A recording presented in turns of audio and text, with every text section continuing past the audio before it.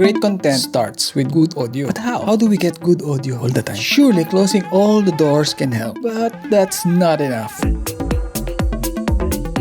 Hey guys, Resty here, and today is all about audio. Today we will say goodbye to the biggest problem of digital creators, podcasters, and vloggers, which is bad audio.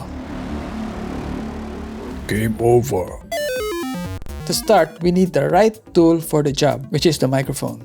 So you need a decent microphone. You can buy a cheap microphone. The technique with a microphone is you need to be close to it, maybe 8 inches away from the microphone. You can get rich and clearer audio. To avoid echo, avoid hard surfaces. Echo, check 2. You can hang curtains in your room, or better yet, you can buy one of those acoustic blankets that could really help reduce the noise and echo in your room. Better than a regular curtain, better than a regular blanket. It's very cheap, so if you have extra cash, just buy one of those blankets. If you can put some bookshelves or sofa, you can have some carpet, especially in the area that you're working on. This can help with the acoustics of your room. Then you can minimize the echo.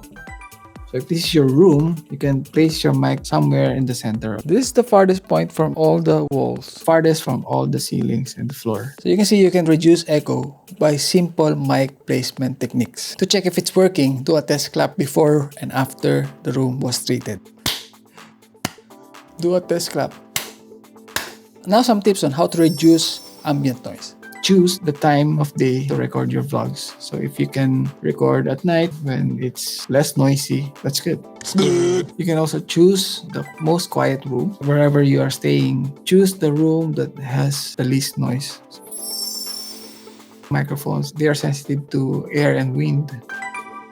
So dead cat for outdoor shots, pop filter for indoor, talking head or voiceover type of recording. And as a bonus tip, if you're doing podcast and you have a guest and you're using the internet to communicate with your guest, you should run a speed test before the interview. You should be getting at least 5 Mbps of upload speed. If not, if it's way below than that, then you will have a problem with your audio quality. Which leads me to the next tip, which is recording an offline version of your audio. You and your guest should record an offline version separately by using either Audacity on your laptop, or you could use your phone or a portable recorder.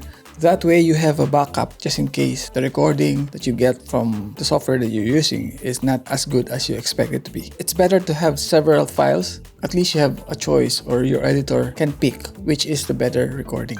And for the lightning round, some key reminders before you start recording.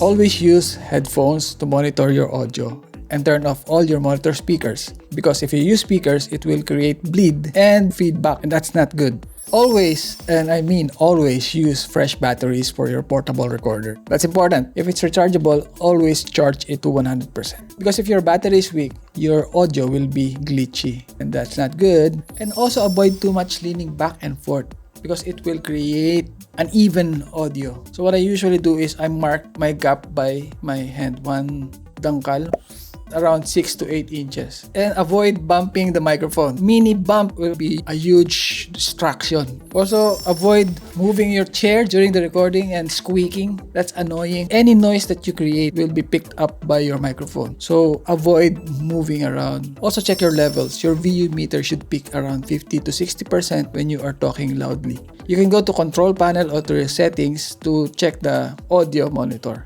Or if you're using a software like Audacity or Audition, it has a built-in meter. If it's your first time recording, better run a test before you start recording and tweak your settings until you're satisfied with audio. If you are using a USB microphone or a condenser microphone, make sure that you are speaking in front of the microphone. There's a polarity which says it's the front or the positive side.